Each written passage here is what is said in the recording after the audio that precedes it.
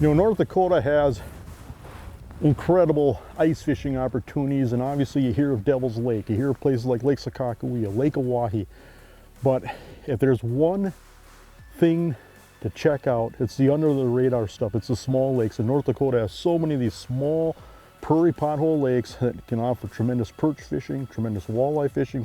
You'll find some other species as well, but if you're willing to do a little bit of exploring, there are still a lot of secrets left.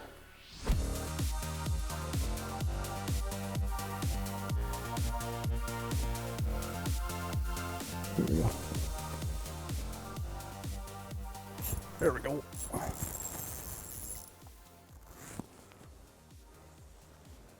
These perch will dig.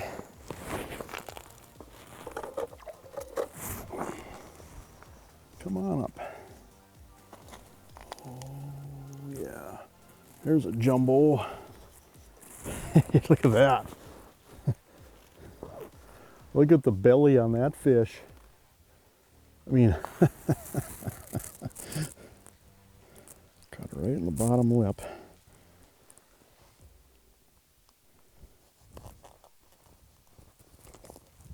I mean, look at the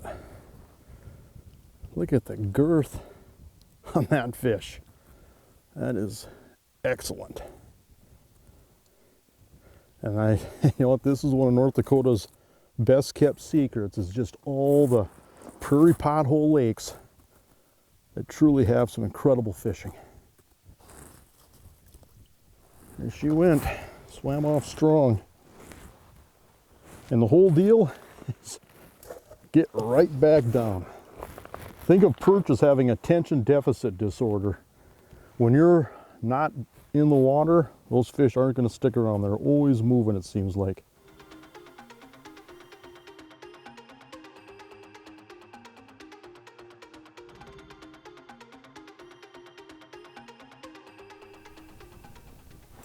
There we go.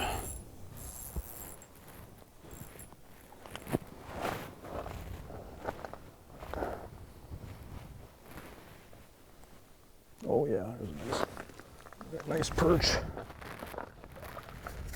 Yeah. People go crazy over these. Probably one of my favorite fish too. That'd be just a great eating fish. We're just letting fish go today. We've been fishing all winter and we've eaten plenty of fish, but that is gorgeous. Oh, come here. Head first. You know, it's kind of a deal where we're moving and grooving. We're drilling plenty of holes, we're moving around. It's kind of a deal. You know, and it's definitely a situation where, you know, once you find an area where there's fish and you drill your grids of holes, and you know, it's nice enough where we can fish outside. We're just hopping from hole to hole. But with perch fishing, so often you definitely have to move around and you definitely have to drill some holes. Doesn't matter if you're using forward facing sonar to look for fish, but you got to be mobile.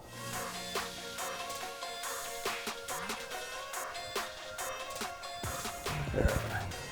Some of them just barely touch it, which is pretty typical of these fish. Oh yeah. Nice perch.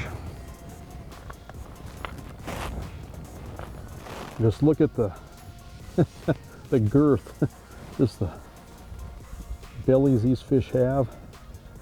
These dish bowl lakes, these prairie lakes, are just notorious for growing big perch.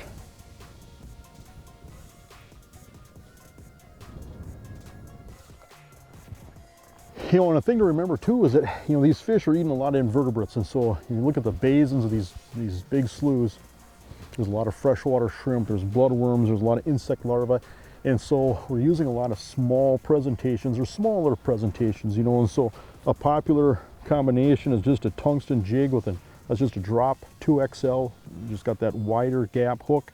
I like to use that bigger hook, especially when using a minnow head or a perch eye, and then just small compact spoons. This is just a pinhead pro, but just something that is small that drops through the water fast. That's all you're looking for.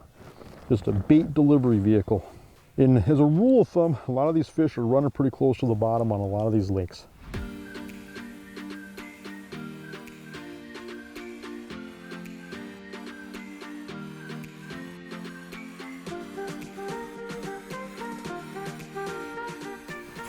There we go.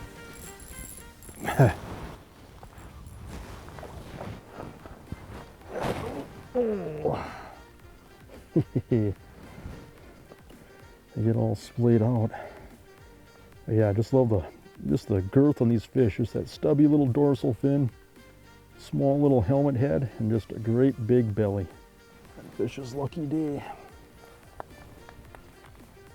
You know, when you're fishing like this too and you're hole hopping, I like to run a second rod on my Vexilar. I mean, these FLX 38s, I mean, just the case that they come in, you can put 2 extra rods on there, and I like to have them baited up.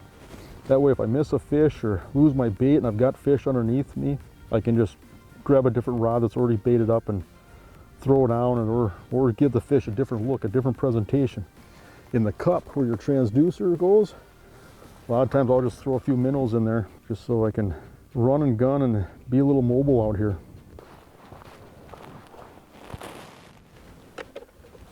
Looks like there's some fish down there.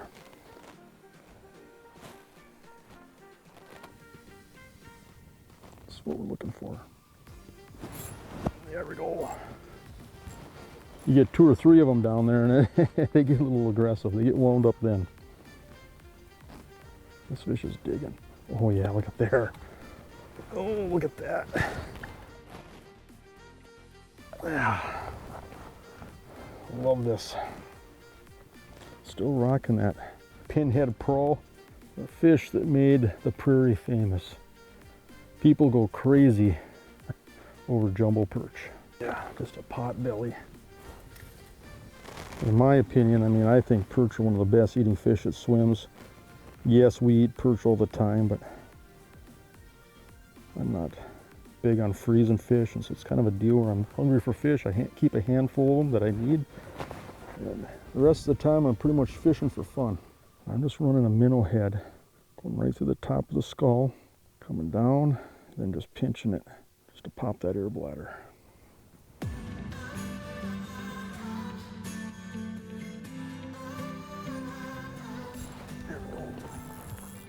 Oh. This perch will pull out drag. Oh yeah. Nothing wrong with that.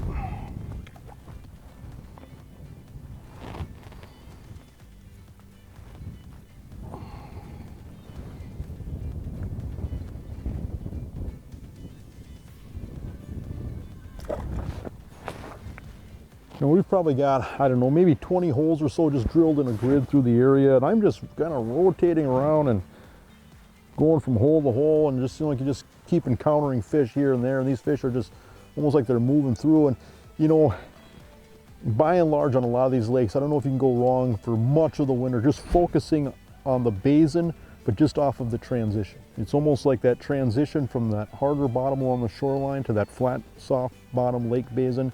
It's almost like those fish follow that edge.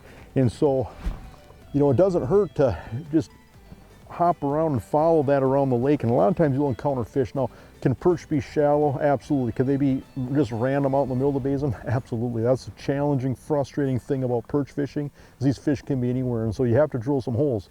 But here's something to remember: when these fish are over these basins, they're predominantly moving all the time. Okay, they're just moving around, just swimming around in a big circle. And so when you're trying to find fish, when you're trying to break down water, instead of gridding out an area, just drill one hole and spend a little bit more time and just see if there's any traffic. If you mark 1, 2, 3 fish, whatever it is, and say 15 minutes, 20 minutes, half an hour, nothing, don't just go 50 yards away, go 300 yards away. You know, make those big moves and spend more time in each hole. And then once you start to warm up, you start to mark some fish, that's when you start to grid out the areas and just start making the small moves. And so, saying we often say is, the big moves find fish, but it's the small moves that catch fish.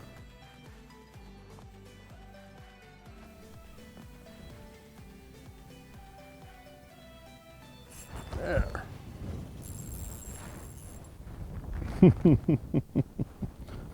That's a perch. Look at that fish fight. Oh yeah. And there's a jumbo. Oh, come here.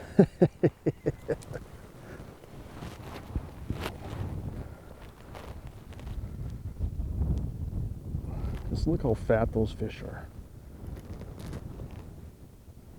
Get her unhooked here. Yeah. That's a pot belly there. Look at that. And there's more down there. It's just a beautiful sight. Catching big perch, something I never get tired of.